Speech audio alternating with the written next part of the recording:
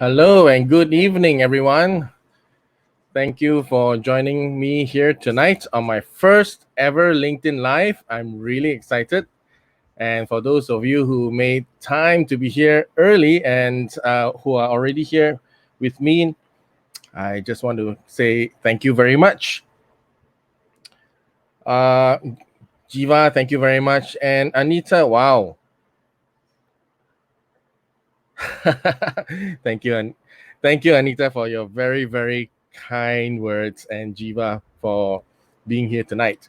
Okay, so tonight we have a really great guest. But first, okay, I better follow my script. Um, so thank you very much for joining tonight. First ever LinkedIn Live, as I said. And let me introduce myself for those of you who are, still new to me and you don't know me very well yet. Well, I guess most of you don't know me personally yet. We haven't met face to face because of the pandemic and the MCO. But just a recap of my career, I've been a writer and a content strategist for the past almost 25 years. And recently, I've also gone into content training and coaching. So for the past 25 years in the writing, for the past 25 years as a writer, I actually started out in 1997 in advertising and marketing. And then about 10 years ago, I moved into digital media when I joined Yahoo Malaysia. And a few years after that, I got involved in a digital agency where I was involved in digital marketing and social media content as well. And in the past few years, I would say the past three and a half years, I was involved a lot in PR as a content strategist, more in a strategic content messaging role. And in the past 1 year, I've been moving into speaking, training, and coaching as well. Also within the field that the expertise that I'm in, which is communications and content. Now about our show, I think I really need to share this with you because I'm really excited about the Leaders Dojo. This is something that has been very close to my heart for a long time. I would say at least 2 to 3 years, because coming from the advertising and marketing background, branding is something that's very important to me and very something that's very familiar to me as well. And seeing how the market is going, the branding game has really changed. It's no longer about just communication, but there's real holistic view that we need to take, right? So that's why this show is all about focusing on the intersection between leadership, communication, and branding. Because if you talk about leadership requires communication skills, right? You can't really be a good leader unless you know how to communicate your values and your vision to the people that you're leading, right? And branding, of course, there's an intersection there because branding also has to do with communication and unique communication skills as well, but maybe a slightly different set of communication skills. But over the years, we can see that actually mass communication is, as a discipline, is dying because of our social media world. Everything is very personalized. So branding is today very much about reputation built up among our target audience based on their personal experience and perception of us, right, as a company or as a person. And that involves every interaction with the brand, not just not just in the communication channels, but actually it depends on how people see the company making decisions, how the company treats the employees, how the company treats them vendors, right? And how the company functions really actually comes back to leadership, right? How the company functions is a reflection of the culture, and culture always reflects on the leadership. So now we have these three things that are bound together, right? There's leadership, there's communication, and there's branding. And I don't think there are many people out there who are having this conversation between how closely related these three things are. And that's why I wanted to do this show, right? And I've been waiting a long time to get my LinkedIn license. a LinkedIn Live license, and I finally got it, and I immediately set up this show. And I'm very glad that all of you are here tonight. Hi, Tyler. Hi, Benjamin. Hi, Dr. Eric. Wow. Okay, famous people joining. Hi, Michelle and Liana. Thank you all for being here tonight. So feel free to drop your comments and questions. So this show is really about basically it's about leadership, right? You have leadership, branding, and communication, but all these three to me is held together mainly by leadership, right? The core value that holds all of this together is leadership. And so this is where on this show is where I invite experts, leaders, change makers to share their insights about one or more of these areas and get the discussion going with all of you guys who are here tonight, right? So feel free to drop your comments and questions, and let's have a great conversation about this. Okay, let me just move on and let you know a little bit about what I'm involved in. I'm involved in this company called, this service called Communications Leadership Academy, and this is basically part of what the Leaders Dojo show is part of what part of my work with the Communications Leadership Academy.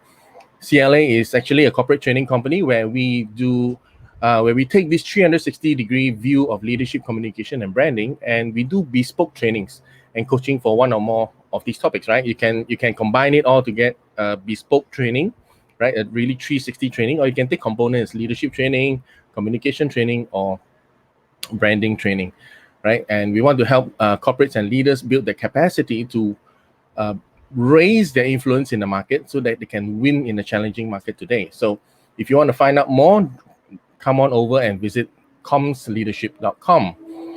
Now, let me introduce our guest. And I'm really glad that Lau Chak Onn, otherwise more commonly known as Chak, that he's here tonight with us. Chak is the founder of Cilisos.my, a news and current event site that is proving people wrong that young people don't bother to read the news. Now, there's this idea that young people are not really involved in current affairs, or not really interested in current affairs, but Chilisos is really changing the game because it's making news and current affairs and presenting, it's taking news and current affairs and presenting it in a way that is in a style and tone that's really engaging for young people, because it's targeted at young people. And I think it's a real game-changing site, because I remember when I was working with Yahoo at that time back in 2014, 2013, somewhere around there. So the lead editors then were deciding which content creators to feature on the Yahoo site. And they were really, really interested in a new site at the time called Chilisos.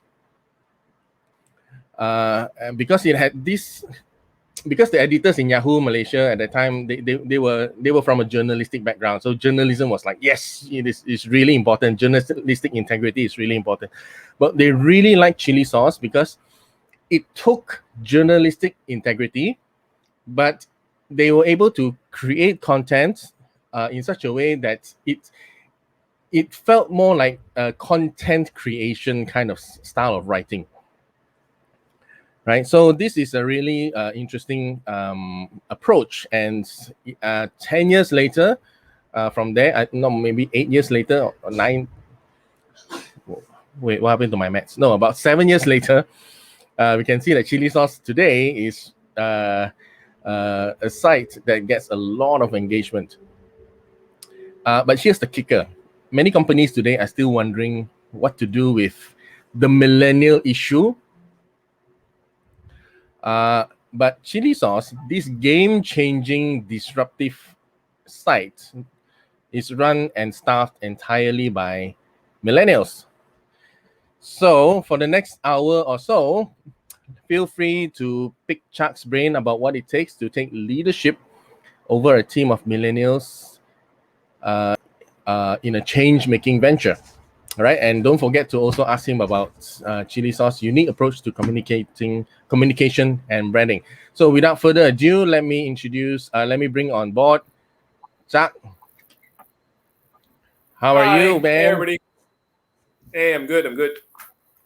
A little bit Hey, sweaty so because it's a little bit hot today, but aside from that, yep, yeah. totally get it. So Chuck, I just teed up your chili sauce a bit, but before we go to chili sauce, maybe you can introduce yourself a bit. Let us know your background and what have you been doing with your life until so far until now. Yeah, sure. So I'm somewhat of a veteran in the industry. It's funny that you say like millennials and all that because I've been around journalism since 2000. So I started off in The Sun. I remember my first job was at The Sun as a journalist. On my second day of work, they told us that we were going to be retrenched. So welcome to journalism there. God. And Oh no. I think 2 months later, I actually was retrenched. Ended up in startups for a while. Ended up in magazines for a while. Even did some stints on radio for a while. And all this kind of led to when someone gave me a call to start up a Malaysian sort of BuzzFeed. Then we came up with the idea of chili sauce. So that was in April 2014. You never told me about that Yahoo conversation that you had, man. That's a new story to me. Yeah, it was really interesting. We were looking at candidates, and it was like, wow, chili sauce, really good, man, really good. So Oh, yeah, so there's intersections of life, man. You never know. Then later, what was it? I think like 3 years later, I started writing for chili sauce, contributing to. yeah. No, I So yeah. people who are watching, whoever doubt Chee Seng's skill, right? So Chee Seng is the number one freelance writer on Chili Sauce, and I don't mean number one like in hyperbole. I mean like for real. He has earned more money from his articles than anybody else. We pay by virality, so the more viral your article is, the more you get paid. His articles have gone more viral than mine, if I remember correctly. You're actually the number one in terms of your articles are actually the top list. Number one and number two, I believe. Yeah, I got to say, chili sauce pays very, very generously. But of course, you've got to earn your Only if pay, you right? Yeah. You got to earn it by virality. So if you go viral, boom, that's when the money comes in. Yeah. So actually, what prompted you to start chili sauce? Actually, what was the motivation behind it? Okay, so I think one story that a lot of people don't know is that I'm not actually the owner, the main owner. It's a guy called Tan Sri Vincent Lee, and he basically came off the Star. He was VP at the Star, and then he decided he wanted to start his own BuzzFeed because at that time he was invited to the BuzzFeed office. He saw how they worked, and he saw the future there, lah. So Mm. through mutual friends, he got in touch with me, and he said, I want to start a Malaysian BuzzFeed. And I was like, I have no interest in that. So he said, okay, fine. So what do you have interest in? So I pitched him an idea because I knew the team was small. And there were two main factors. One was the team was never going to be a huge budget. And I knew that we were never going to compete with people like the Star or whoever, where we have so many people to send out for junkets or for press conferences. So we're starting with a team of 5, and we needed to make a bang. So what happened was that we pitched this idea of instead of publishing news, we publish analysis on what's going on in Malaysia, and we try to make it in that BuzzFeed style. You know, Mm. one of our earlier influences was a website called the Nut Graph, which used to publish like I think 2 articles a week or something like that. And Mm. we saw the articles they did were notably different from everything else out there. They were so much more in depth, so much more research, and we thought it's almost there. All it needs is some memes, So that's Oh, eventually what we did. Nut graph plus memes equals chili salsa. So we totally ripped it off, actually. but I think chili sauce, the tone is much more lighthearted. If Yeah. that's the correct word to use, is Nut Graph is still young, but it's still very serious. Mm. I remember the first story I submitted to Chili Sauce for consideration, the super villains one. Yeah. 5 Malaysians who are 100% supervillain. Yeah. So I had written it as some kind of a epic crime story lah. Then you guys came back and said, no, this does not fit our tone. So I had to cut I mean, I remember it was 9,000 words when I submitted it, and that was like the other big no. It was Then still pretty long when you published it, right? I mean, like 3,000 at least, 4,000. No, it was 5,000 words when it published. And Wow. not including the memes. There was like 1,000 memes there. Yeah. So I cut it down to 5,000. Then you guys still said no, not in the tone. Okay, so I got to cut some more to fit the jokes. So from the original, I think it was 9,000. I think probably cut down to 3,005 of the original, and then the other 1,005 are like jokes. So were you at the time like, oh my god, these bloody prima donna startup people, I tell you, want to cut my beautiful work down, blah blah blah. Was it something like that? No, because why? I'm a commercial writer. I'm from advertising and marketing, right? So biasa lah, right? You get chopped by clients, it's very normal. So yeah, so when you guys told me like that, of course the feeling is like, oh crap, I gotta do this all over again. Oh god, I gotta re-edit this again. But it was a lot of fun. And actually, I've turned that experience into a webinar. Nice. Yeah, so it was really, really a great learning experience, lah. And that was also my first story to pass the 5-figure share mark, right? So that was really exciting. Yeah, that never gets boring. Even up until now, if I publish a video or an article and it starts getting the hits, it's still a rush. I mean, it is. So, right, back to chili sauce. So, okay, am I correct? Okay, so the original idea for something like more targeted for youth, young adults was by Dato', right? But in terms of the team in the office, are they all considered millennials or what? Remind me again, what's the definition of a millennial? So millennial, I think will be 84 or later. 84, yeah. So I'm the only one that's under 84, I think. So definitely. Primarily, I would say the majority of our staff are under 30. Under 30, wow. Yeah, there's a good reason for that. It's they're cheap. Cheap. Are any of them listening in or not? I mean, I hope not. But I think at the end of the day, like, journalism isn't something where you could ever earn a lot of money. So your best chance at getting quality people is probably in the younger age group, lah. Because let's say, for instance, right, if we ever get hires and we find out that they've worked for an agency before, they're priced out of our category already. So it's beneficial for us to hire younger people. In general, also, people get promoted up in chili sauce. Very few people come from outside and straight away go into any form of management role because the culture is so ingrained that it would be very difficult for someone to come in and take over a team. Yeah. Right. Okay. All right. But then that brings up the other question, right? So there are a lot of companies out there who are still wondering what to do with the millennial issue, right? The millennial problem. What is the millennial issue? What is the millennial problem? The normal tropes, lah, right? The entitled, snowflakes, strawberry, can't take feedback. Actually, I believe the fruit of avocado, lah, but yeah, okay. Yeah, so but if you're hiring not only millennials but millennial freshies, right? So I mean, how would you handle that? If do you face all the kind of millennial cliches and how do you handle it? Okay, so first of all, I think that if your brand is strong, you will get people that have an affinity to your brand who apply. So the majority of the people that we hire are from our intern pool. I can let you know there's very few people who drink alcohol in the office. Not because we don't allow it. We have lots of alcohol. We have lots of alcohol clients who give us free stuff. But for whatever reason, it's just we end up hiring people that don't drink that much for whatever reason. Like myself, I don't drink that much either. And I think that a lot of the millennial tropes, I think we can talk about it one by one.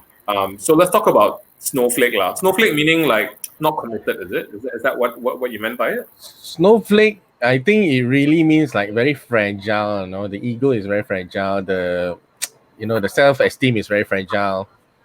Mm. So I think do you face anything I, like that?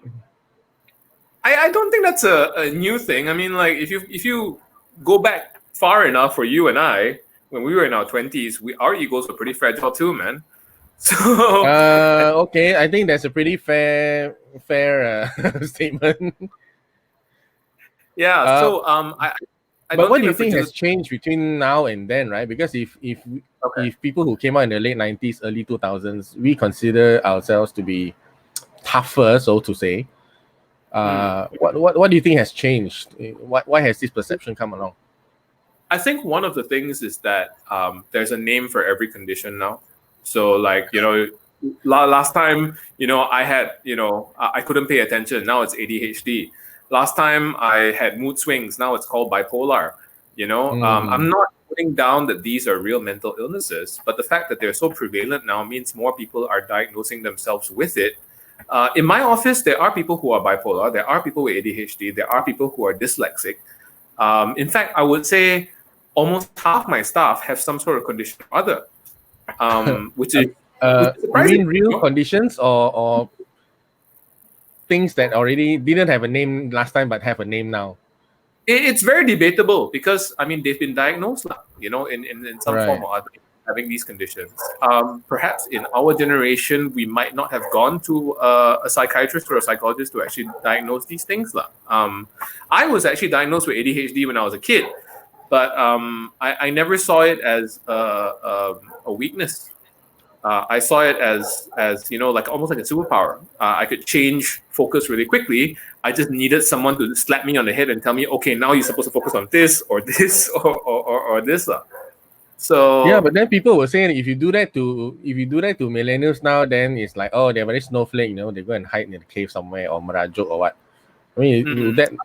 So I mean, I'm not saying they are. I just want to dissect where this idea comes from.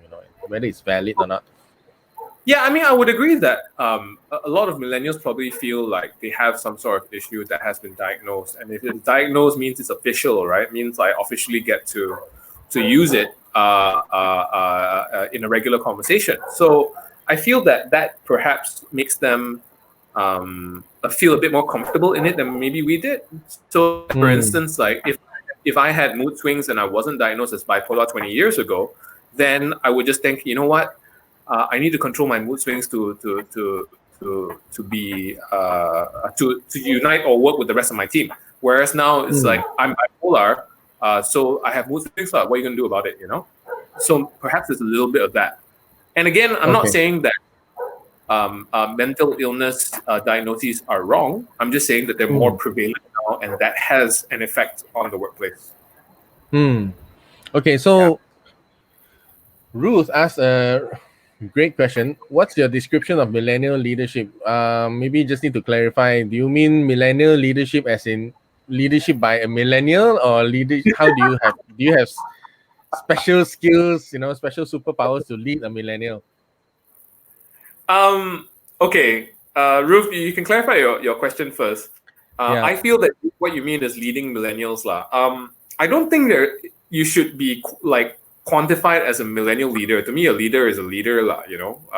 Whether you lead millennials or you lead older people or whatever. It just so happens that most of my team is millennials or younger people, lah. And there are some unique traits to younger people that you have to roll with.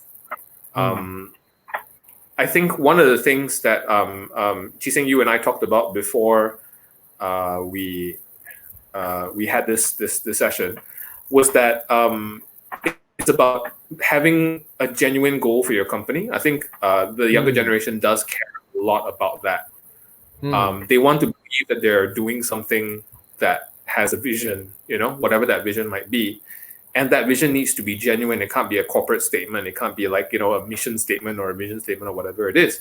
So at Chilisos, our vision has always been to inform a greater public, not necessarily young, but a greater public about what's going on in Malaysia. And we wanted to do that to the best of our ability. Dr. Eric, you're also in the snowflake category. I know.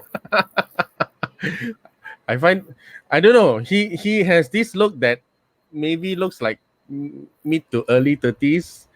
Yeah. But then he's got this like very like old school vibe, you know. I can't make up my mind. It's the doctor. Like everybody with a doctor, can become PM at 98. So that's probably why. Eric, your next live show, big review your age lah. Yeah. So talking about that whole genuine thing, I mean, I think that that's something that a lot of companies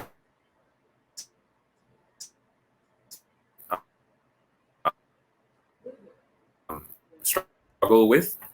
Which is why Cilisos first started to my investor Tan Sri that I never wanted the company to be more than like 50 people because that's not enjoyable to me. So the whole reason why I'm doing something like this is not because I want to be a multi-millionaire driving a Ferrari or whatever. I just want to have fun, man. And my version of having fun, of enjoying myself, is leading a team and doing stuff that we like. So I feel like that kind of dynamic works very well on a small team. The minute you grow to like 50 to 100, you need company policies and all that. It's a whole different ball game. I feel, and I don't want that. I would not want that. Yeah. I mean, I had a similar feeling. I mean, I think it was 20 years ago or maybe a bit more. I saw my friend start up his own small design agency. It was a 2-3 man show. And I was thinking, wow, 3-man operation. You 1 month don't have 10K. You are, dead in the water, man. I don't need that kind of pressure. So So I mean, I don't know about you, but for me, I understand that if you want to make a lot of money, you need to scale and you need to take those kind of responsibilities and risks. But for me, I didn't want money that badly at that time, right? So I didn't feel the motivation to take that route. I mean, would that be something similar that was on your mind at the time? Yeah, I mean, we always wanted to keep it very close-knit. I think we always wanted to keep it within an office. Maybe if we wanted to start another one somewhere else, we had to make sure that, there was someone with a similar vision that could start a team very similar to mine. Which like right now is Yu Hua. So Yu Hua took over the reins from me last a year. Yu Hua qualifies as a millennial, right? He's still mid-30s. He's mid-36. So 1985. Is that 85? 85. So just inside your definition of it. Yeah. Okay, so Ruth has clarified. What about leadership traits of a millennial leader? I still don't understand. Okay, let's assume that he's talking about a millennial who is a leader. Okay. Like, Ruth, just to clarify, are you talking about grooming a millennial leader, or are you talking about the traits that you are needed to lead millennials? So maybe, you can clarify that and I can answer it to the best of my ability. All right. So, Tyler, what's your opinion about modern journalism versus print journalism from journalistic integrity? I think that's a great question. Okay, so journalism shouldn't change. Journalism is all about getting knowledge out there to the public to give them power over people who want to withhold that knowledge from them. I don't think that the concept of journalism has changed that much. What's changing right now is the world around journalism, and that is a problem. So a lot of you might think that, for instance, a lot of journalistic websites out there earn money from banner ads. Let me just shoot that down immediately. You can ask any journalist, any news owner, whether they earn a significant amount from banner ads, and they don't. You need a significant amount of page views to actually earn a decent amount of money, whether that be from banner ads or from sponsored content. So the problem here is that everyone's incentivized to get more and more page views, which goes against journalism, right? So if you're thinking like, should I be like rage and spend 4 months chasing some migrant issue that nobody cares about, or should I write about this woman who got raped or whatever in Kelantan, which I know will get all the page views?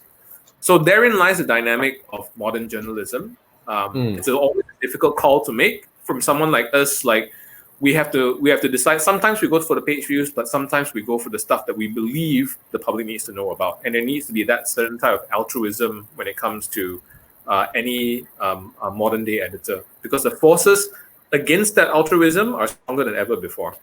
Yeah, so I hope that answers your question. Yeah, but I think it's really funny because if you do not have journalism with integrity, actually a lot of these other sites and a lot of people will not have content to share. Right? Yeah, So, no, and that is also part of the big issue. I mean, you know, like Chee Seng, like even your article got ripped off from our site, right? I believe. yeah, uh, So if you yeah, I imagine, think we pay you, and someone just takes the whole thing from our site and just leaves a credit, to source from Cilisos.my, copy and paste, and they get traffic out of that. We had to pay for it, and they get traffic out of that. You had to write it, So that is everyone going for page user. And this is not just like, people like World of Buzz, which everyone knows is shit, but, like more like people like The Star or Malaysia, not Malaysia Kini, The Star, Malay Mail, all these guys, they do what's called pickups, which is every journalist goes out there, they do one original story, which they have to source, and they do 3 pickups a day, which is I scour other news sites and see what they covered and just copy and paste. Not copy and paste, but just rephrase or whatever and then just publish. So it's and you see that this kind of practice it gets boo-booed so much, right? Because somebody was too fast to report something, wasn't verified, and then everybody else picks it up, and then the whole country goes into an uproar. Yeah. And these things affect the conversations going on in the public. So it's very bad, lah. Yeah. Yeah, and I mean, just I think it was yesterday. I saw Kini, Malaysia Kini had a headline. I felt it was really inflammatory. Oh yeah, it was about who was called up. Somebody was called up for mentioning a fact. I can't remember exactly the issue, but the headline was saying that the police called up, summoned somebody. That was the word they used. Summoned this person regarding this issue. And I thought, wow, let's see what kind of trouble they're in, right? And I went in. The actual story was about these people were called by the police to assist in investigations. It's not summoned by the police over this issue. Wow, that is a horrible. Yeah, and I was thinking that headline will definitely get you clicks and views, but I think that's a real compromise of integrity, lah, right? Yeah. There are lines that we try not to cross, and there are a lot of people out there that are more and more willing to cross those lines because they're looking at the business, more eyes equals more money. Yeah. So that's definitely a challenge. But there are some questions in the comments that are Yep. Let's look at hey Liana, what can a millennial oops. What can a millennial do if a Gen X C-suite doesn't trust millennials to take the lead, even if they're super qualified, if leaving the company is not an option?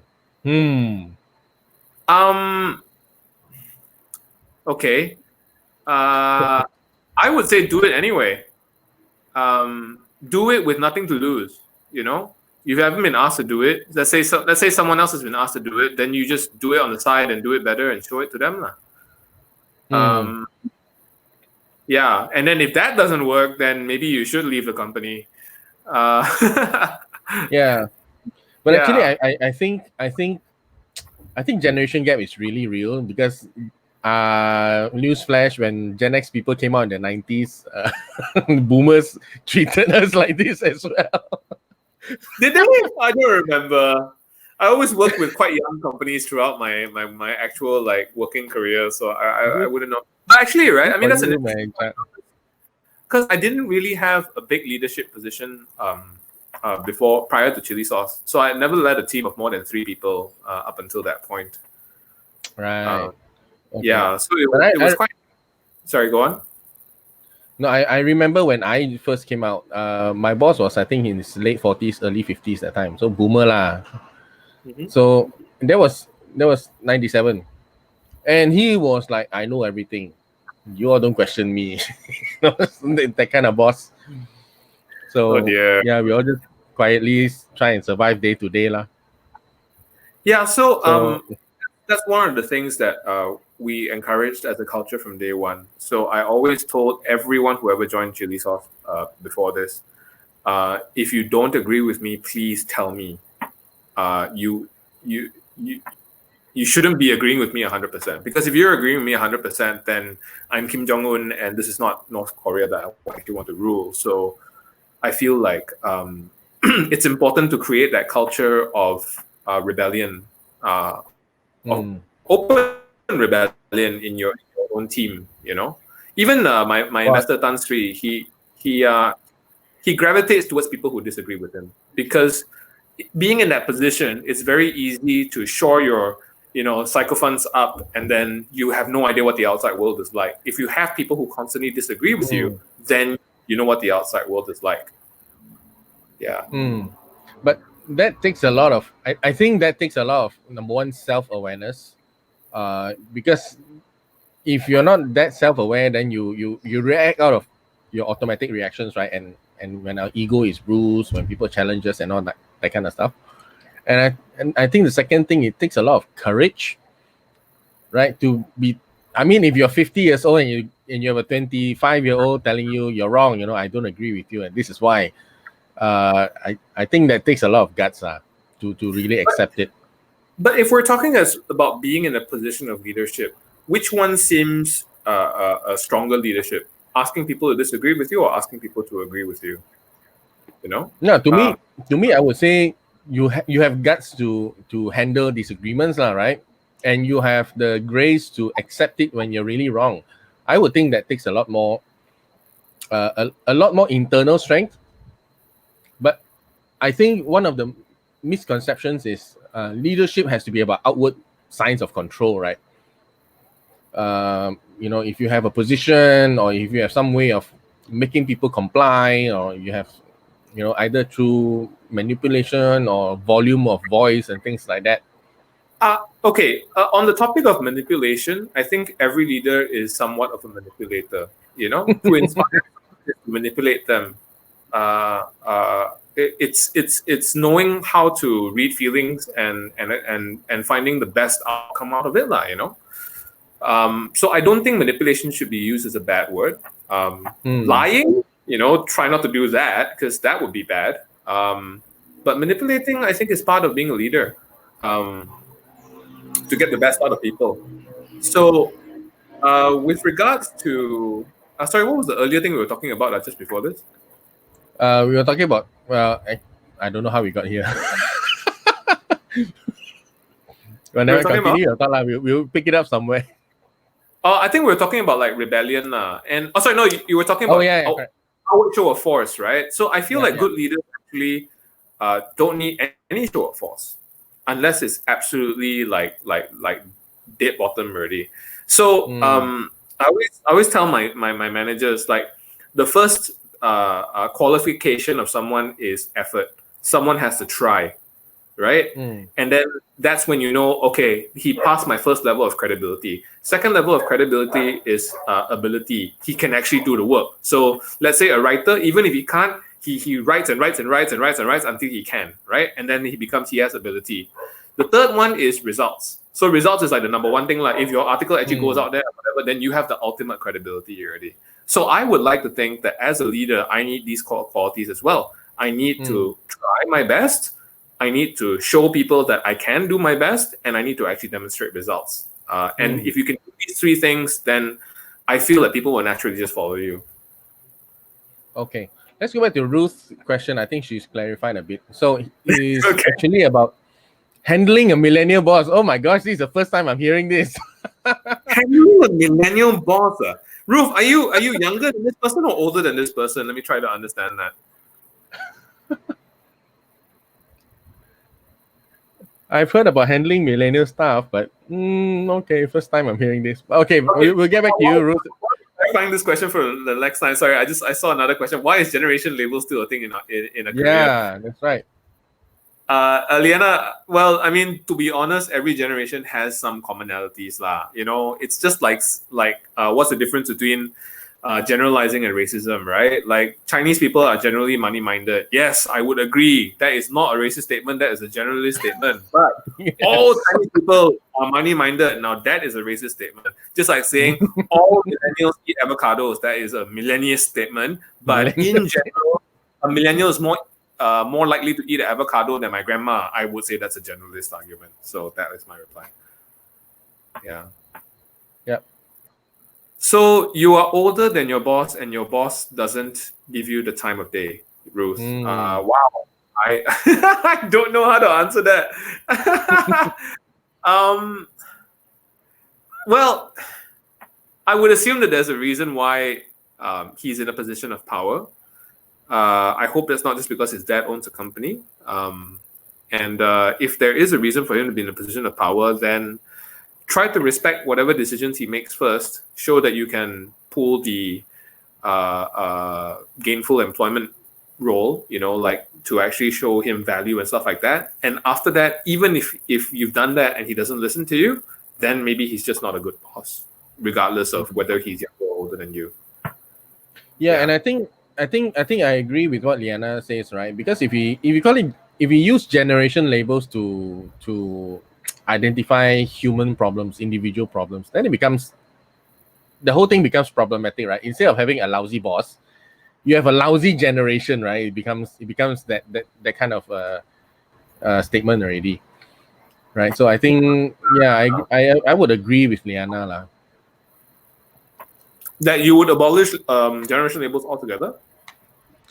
No, I would say it's not helpful to say that I've got a millennial staff that's like this, or I've got a millennial boss that's like this. That's the problem with this generation, Yeah. So I've met some really amazing 20-somethings. This and I mean, we'd not be only screwed. No people between 20s that were actually decent, yeah, I met this guy on LinkedIn, right? This guy Audi Ui. So he's like a real, I don't know, like overachiever, man. He's like international taekwondo championship competitor, and then he's like starting businesses, and then he's like starting a business community. It's like, wow, okay, what was I doing when I was 25? Still trying to figure my life out. The kind where like your mom would be like, why can't you be like him? That kind of one. She's staying with me now. She'll hear you. Then she might come in and say, yeah lah. Yeah. Okay. So she owns a company. I guess what Chak say means you have to consider your position there, lah, right? If you really push comes to shove. Demonstrate results. If you can demonstrate results or ability to her, or even effort to her, and she's not appreciative, then that's not someone you want to work with anyway. Yeah, Liana, I would agree with this statement, man. I have a useless rather than a useless millennial. Yeah, that's very true, right? It's the person. And yeah, I think what Chak says is really valuable. I mean, each generation has their own characteristics, but I think it's not necessarily bad or good. It's just the way they are. Cecile, I agree with you that there are some elements of flakiness in the younger people that we've seen in the company. I've experienced it myself. It's not entirely impossible to turn it around, just by showing goodwill. I think one of the things that I'm quite proud of at Cilisos is that most people tend to stay at least 3 to 4 years, which by millennial standards is an eternity, apparently.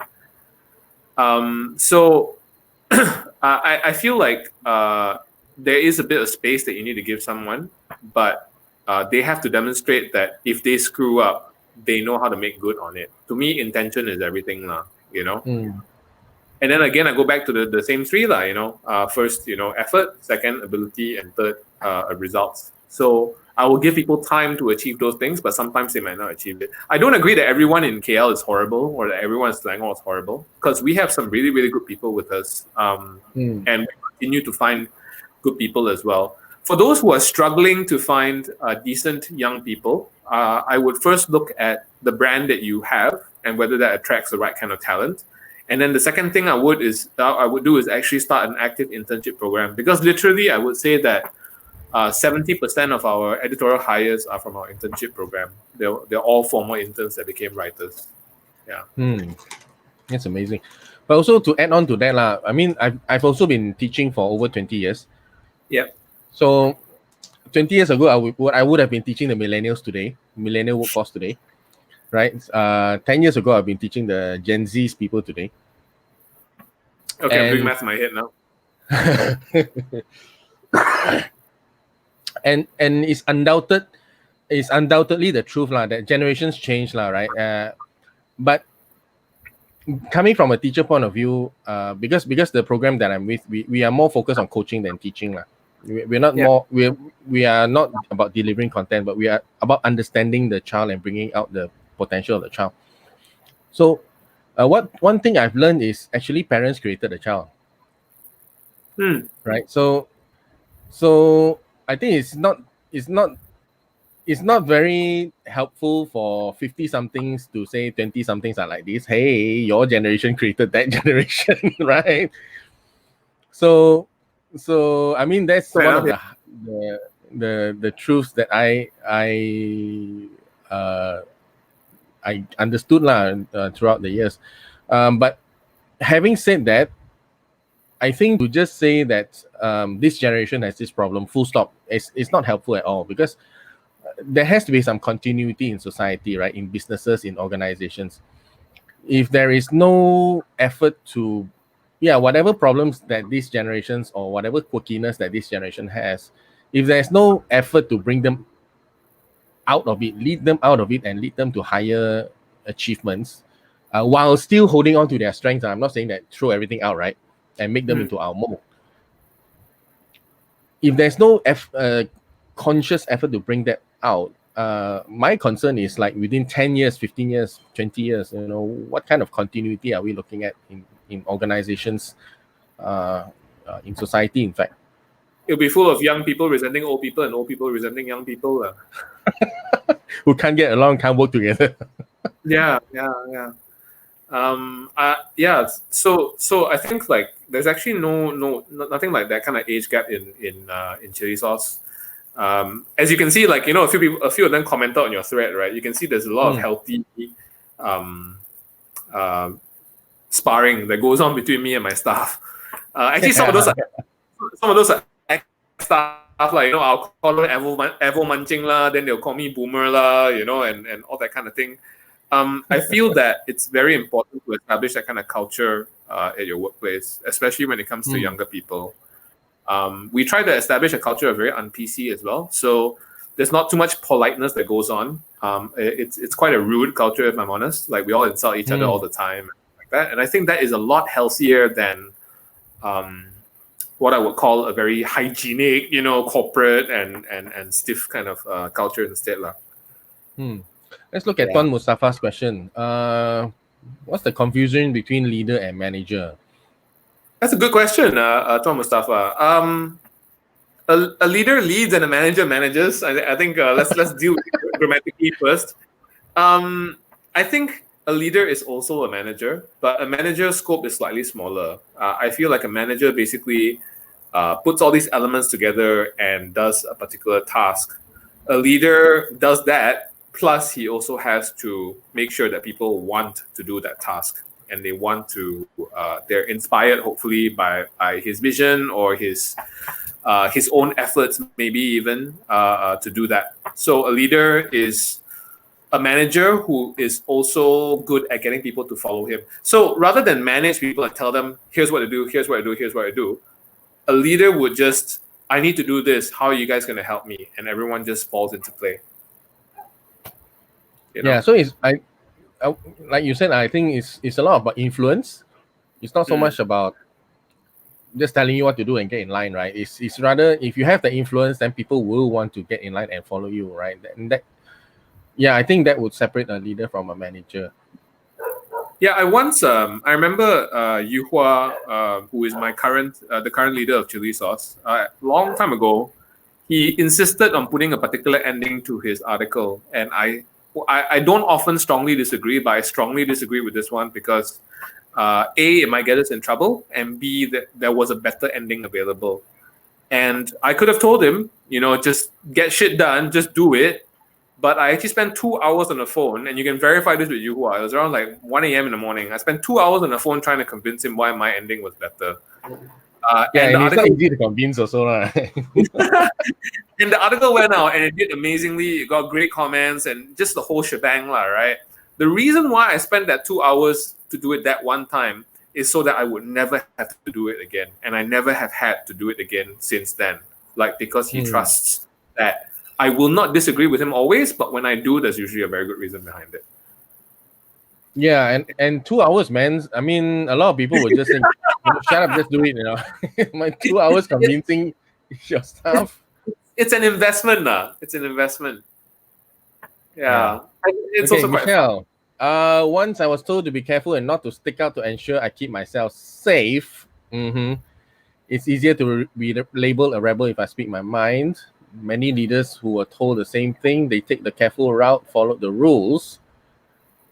And when they see the new generation who do not follow the norm, there's a chance that they will not understand. What do you think? So you can do that. I think everyone has different life choices. I personally don't think any amount of money is worth me having to swallow my pride and not being able to look at myself in the mirror. So I speak my mind as I can. I might not have been as financially successful as some other people, but the ability to say no, the ability to walk away, I think is a very important thing to keep. Both as a leader and an employee. If you have a healthy savings account, you're more brave to say, no, boss, I don't agree with you. But if you next day die have to pay your mortgage or whatever, you're not going to have that courage. And that lack of courage is going to compromise your life in every possible way.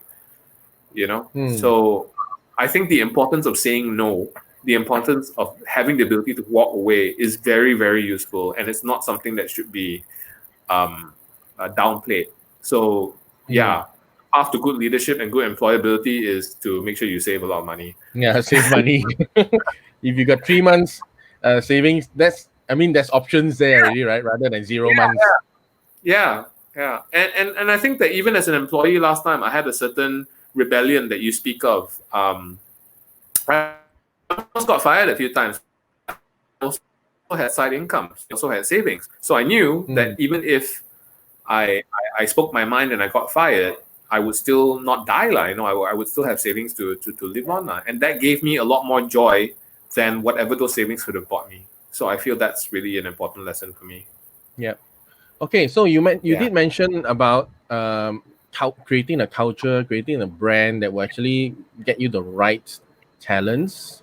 So that's where I would like to lead, right? So what's your view about leadership, communication, and branding? Do you see what's the intersection or the correlation that you see between these three? I heard. I heard some music just now. No, there's a motorbike passing my house. That's a very musical motorbike, man. So leadership branding. Well, so Chee Seng, I also teach a class on branding and communications. So one of the slides inside that class says one of the best ways to engage with your audience is to make sure that your brand can be represented by a person,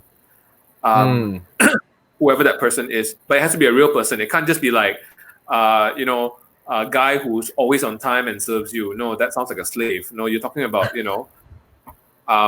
let's say like chili sauce. Some people have said it's like me. I'm a bit brash. I don't always say the right thing, and I like to think that I have a good heart, lah. So I believe that those are brands that carry forth with chili sauce, and that's what attracts a certain type of people to join. So I remember like one of and I knew that we had succeeded in this because I think I was telling you that one of my interns described chili sauce in a way that none of us, we were all flawed when he said it, like, oh my God, that's such a perfect description of what chili sauce office environment is like. He said, it's a utopia for weirdos. where everyone is allowed to be themselves, like it doesn't matter whether you're Turong girl or you're from East Malaysia or you're LGBT or whatever, or you have bipolar, you have dyslexia, whatever it is. We try to let everyone be themselves, and we try to create a fun environment in there. When you have a chief editor with a tattoo in a very strategic place. Oh, don't say it like that, man. It's on my back. It's not like anywhere, lower down or whatever. Why do you say strategic? I don't understand. How is that strategic? I don't know. I don't know what else. No other word to use. Just taro lah. Okay. Yeah. So I feel like even people will talk to other people. So a lot of the best hires we had were also friends recommending friends for jobs. We hired our latest sales girl, Nadia, like that as well. Somebody recommended her for the job because she thought that she would fit. You know, you look at someone and you go like, if the branding of a company is strong enough, right? People can go like, I think that person will like working here. You know, and then you can get other people, like-minded people who come in now. The other thing, which is very, very important, which is something that a lot of big companies get wrong, is what Steve Jobs calls a bozo explosion. Who here has heard of the bozo explosion? It's really a really funny term. Chee Seng, have you heard about it? No, I haven't. This is the first time. Oh, you didn't read his biography. I love this term. Basically, a bozo explosion is why Steve Jobs, up until he absolutely couldn't, right? He vetted every single Apple employee that joined, because if you don't, someone might hire a bozo. And then that bozo, to shore up his position, will hire other bozos to make him look smart. And those bozos Right. hire 200 other bozos to make them look smart. And suddenly you have a bozo explosion. Sounds so very we, familiar. yeah, so we always wanted to make sure that that didn't happen to our company. One of the ways that we did that is by staying small and flat.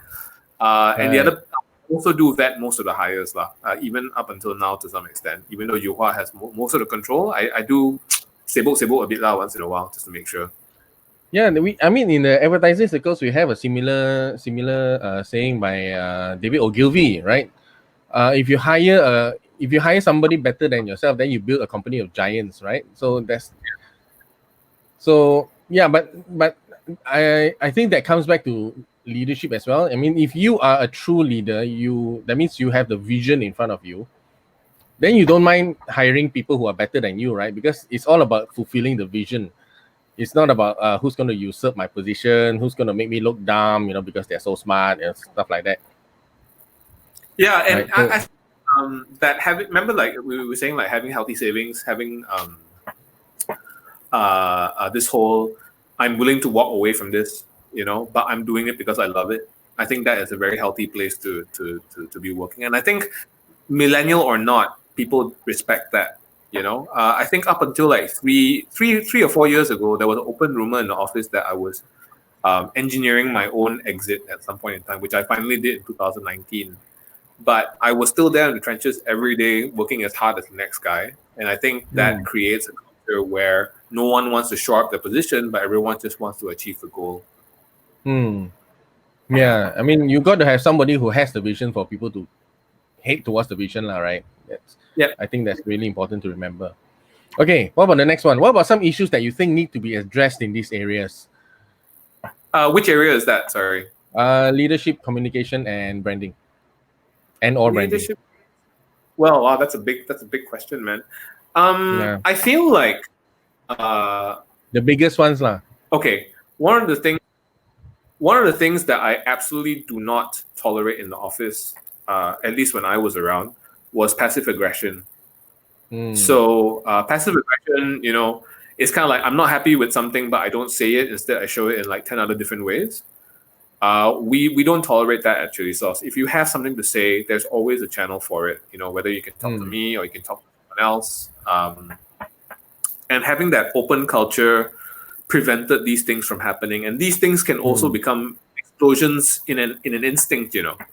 Like I knew that, for instance, there was a chat group started out among the subordinates without me in it. And it's very easy for me to be, I'm so curious as to what they're talking about or whatever, right? But I just chose to rise above it. I go like, hey, I know all about your chat group, whatever. But if you have any issues, you make sure you tell me about it. You don't just go bitch behind my back, And in saying that, like, okay, it's open now, and there's a certain level of comfort that I'm not just gonna judge them for it, but like they can actually approach me if there's any big issues, and that kind of lowers the tension overall, if there were any issues at all. Passive aggression is something you want to stamp out in your company. What else? Okay, with regards to sometimes managing people who give excuses, do you guys have problems with that? I think that there's this style. Yeah, so there's a style of management that I've tried to impart to Yuhua, where you remove all excuses. And like, for instance, okay, let's say this person's in sales, okay? pandemic lah, cannot call anybody. It's like, yeah, all salespeople have that same problem right now. How are they dealing with it? So do you want to sell? If you don't want to sell, then find a job somewhere else. Okay, you remove one excuse. And it's like, oh, I can't seem to contact the email. Okay, what kind of emails are you sending? Maybe you're not using the right language. Come, let me have a look at your emails and see where we can help you there. So you're always trying to assist them to the point where they have no more excuses and they have to do the job. And then hopefully, the job gets done. Yeah. So there's a big element of mentorship as well in that. Yeah, I think you use different tools when you're working with different people. Like some people, they're already there already. You just need to guide them slowly. But other people, you do need a firmer hand in the initial stages, and then hopefully they can learn how it works. Yeah. Right. Okay, final question. What would be your top 3 takeaways, when it comes to, branding yourself as an employer or managing or leading your team or communicating with your team? Okay. I think the culture of rebellion and openness will be the first one. So making sure people have a space to speak against you, I think is a very, very important thing to have. Not to the point of insubordination. I mean, it's not personal attacks. It's just difference of opinion.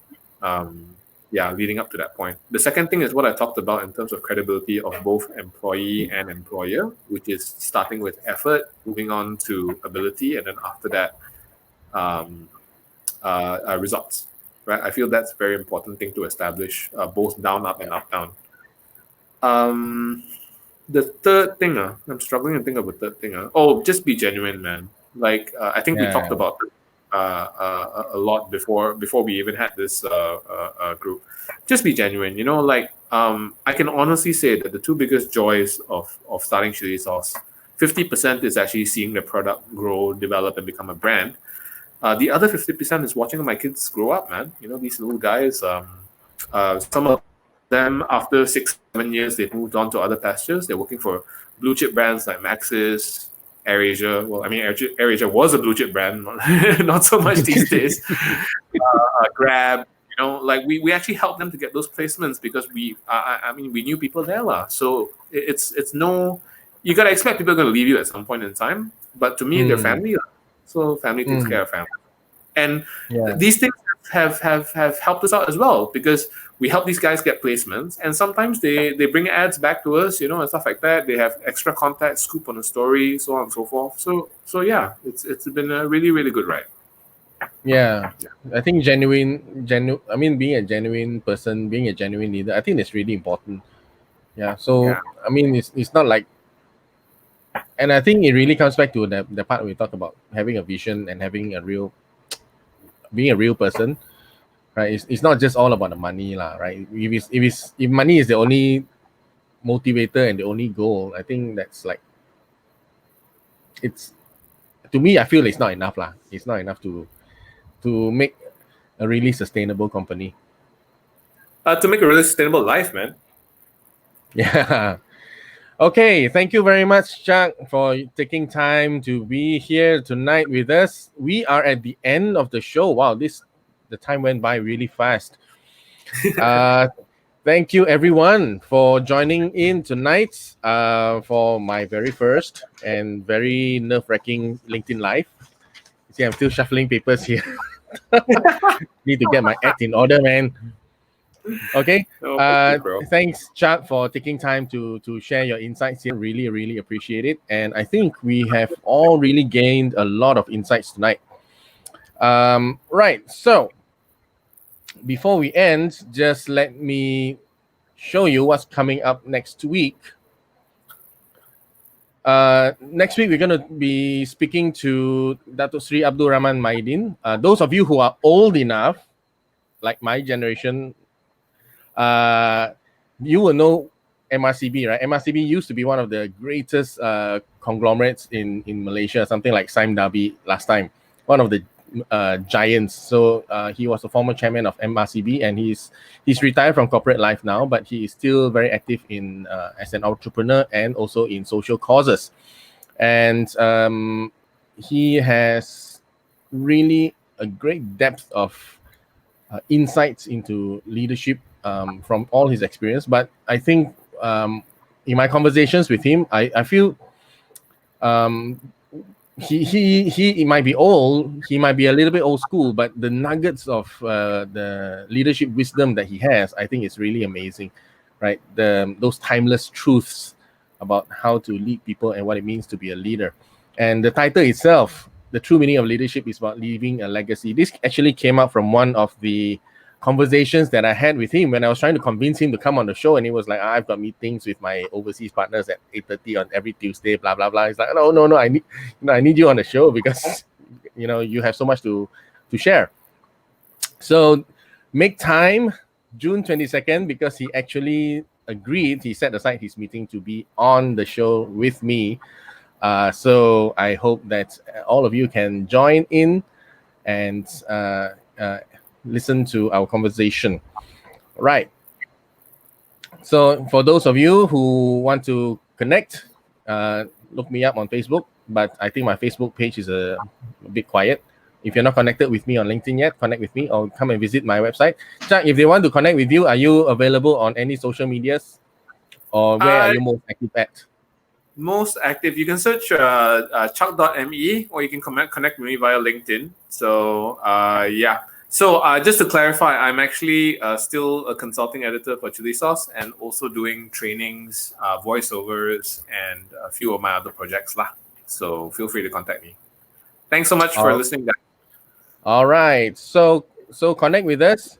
And if you need any advice about content strategy or how to raise your influence in the market, or about training programs offered by CLA, Communications Leadership Academy, do get in touch with me. You can DM me or look up my contacts on my LinkedIn page, right? Or you could schedule a 30-minute audit with me, or 30-minute content audit, or if you just want to discuss anything. The link is on my LinkedIn. The calendar link is on my LinkedIn page. You can just make a. Let me start again. The link to the Calendly is on my LinkedIn page, and you can just set up a appointment, and we'll have a chat. Okay, I need to speak slower. Right. So with that, thank you very much to everyone, and I wish you a very good night, and see you in 2 weeks or on LinkedIn anytime. Bye. Bye.